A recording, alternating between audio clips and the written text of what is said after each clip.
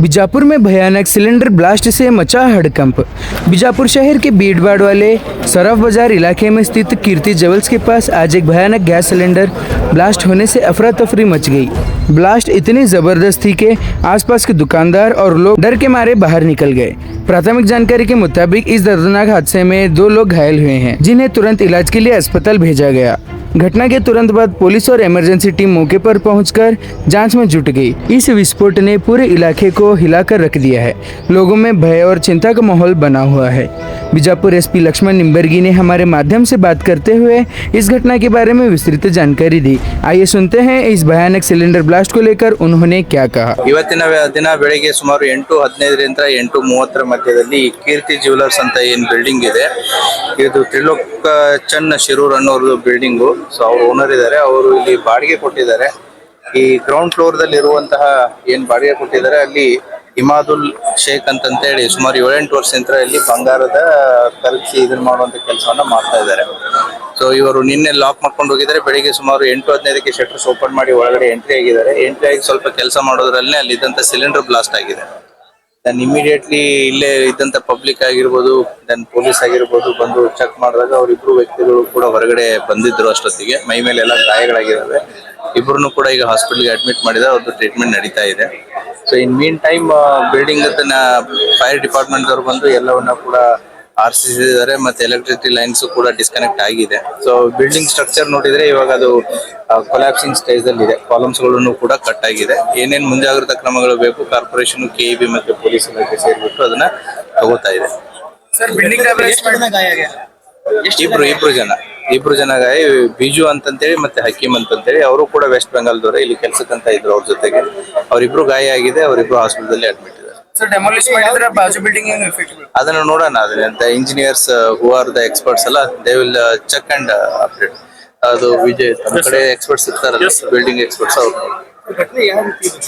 ಅದ್ ನೋಡ್ಬೇಕು. ಗ್ಯಾಸ್ ಈಗ ಫೈರ್ ಡಿಪಾರ್ಟ್ಮೆಂಟ್ ದವ್ರು ಹೇಳೋ ಪ್ರಕಾರ ಅವರು ಎಂಟರ್ ಆದಾಗ ಗ್ಯಾಸ್ ಲೀಕ್ ಆಗ್ತಾ ಇತ್ತು ಅಂತ ಹೇಳ್ತಾ ಇದ್ದಾರೆ.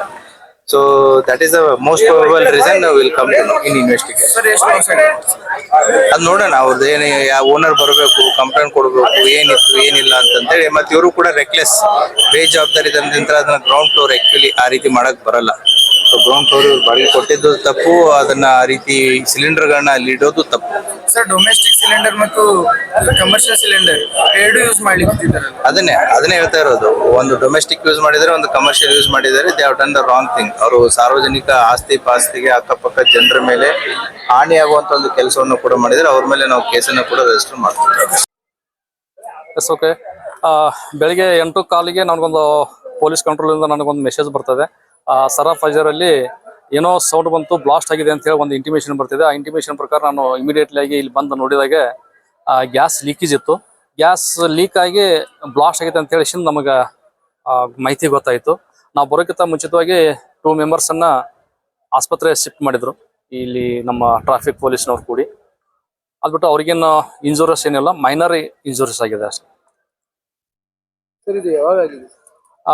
ಮೇ ಬಿ ಬೆಳಗಿನ ಜಾವ ಲೀಕೇಜ್ ಆಗಿರ್ತದ, ಸಣ್ಣಂಗೆ ಲೀಕ್ ಆಗಿರ್ತದ. ನಾವು ಬರೋ ಹೊತ್ನಾಗ ತುಂಬಾ ಫಾಸ್ಟ್ ಇತ್ತು.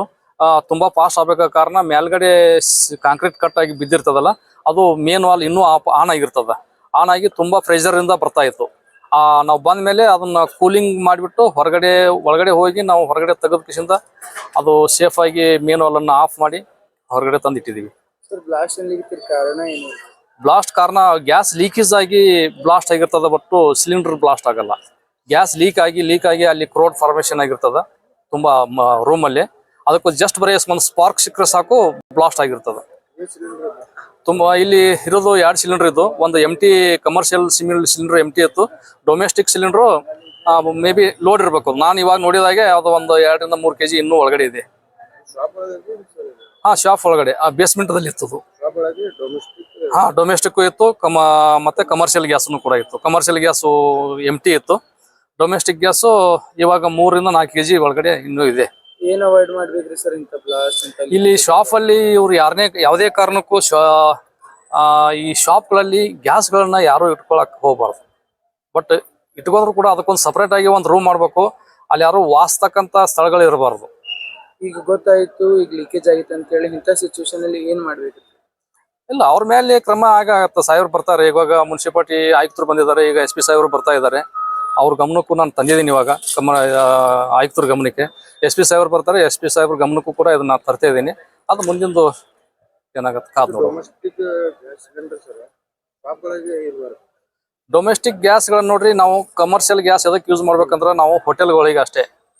ಯಾರು ಕಮರ್ಷಿಯಲ್ ಗ್ಯಾಸ್ ಯೂಸ್ ಮಾಡ್ತಾರೆ ಆ ಹೋಟೆಲ್ಗಳಿಗೆ ಕೆಲವೊಂದು ಏನಂತಾರಲ್ಲ ಮನೆಗಳಲ್ಲಿ ಇಟ್ಕೊಳಕ ಅದು ಸಾಧ್ಯ ಇಲ್ಲ. ಮನೆಗಳಾಗಿ ನಾವು ರೆಫರ್ ಮಾಡೋದು ಡೊಮೆಸ್ಟಿಕ್ ಗ್ಯಾಸ್ ಮಾತ್ರ. ಡೊಮೆಸ್ಟಿಕ್ ಗ್ಯಾಸ್ ಅನ್ನ ಲೀಕ್ ಆಗಿ ಅದೇ ಬ್ಲಾಸ್ಟ್ ಆಗಿರೋದು. ಅದಕ್ಕೆ ಓನರ್ ಜವಾಬ್ದಾರಿ ಆಗ್ತಾನೆ ಇವಾಗ. Okay, thank you. ನನ್ನ ಹೆಸರು ಉಮೇಶ್ ತಳಕೇರಿ ಅಂತೇಳಿ, fire station officer, Vijayapura.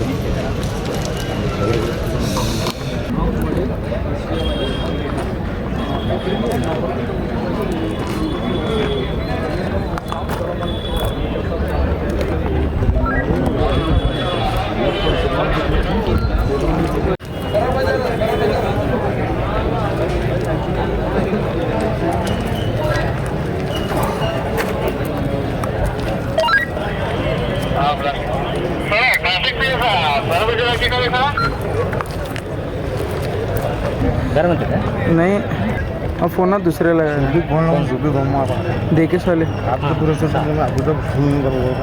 Group में डाले थे है ना? मैं ग्रुप में नहीं हूँ साहब, नियत के ग्रुप रहते रहता था। करेक्ट तो फिर करेक्ट यार नहीं रजा कोई बात तेरे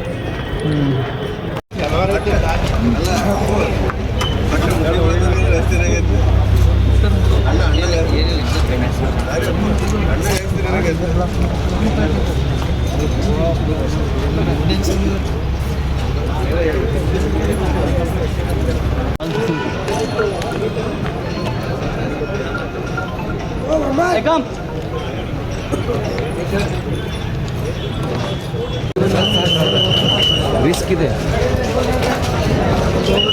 ಹತ್ರ ಹೋಗ್ಬಾರ್ರಿ ಮಾತಾಡ್ರಿ. ಇದು ಉದ್ರಿತಂತೀನಿ ಮತ್ತೆ ಇಲ್ಲ ಇದು ಲೂಸ್ ಅದ ಬಿಲ್ಡಿಂಗ್ ಅದ ಕೇಳಕತ್ತೀನಿಪ್ಪ.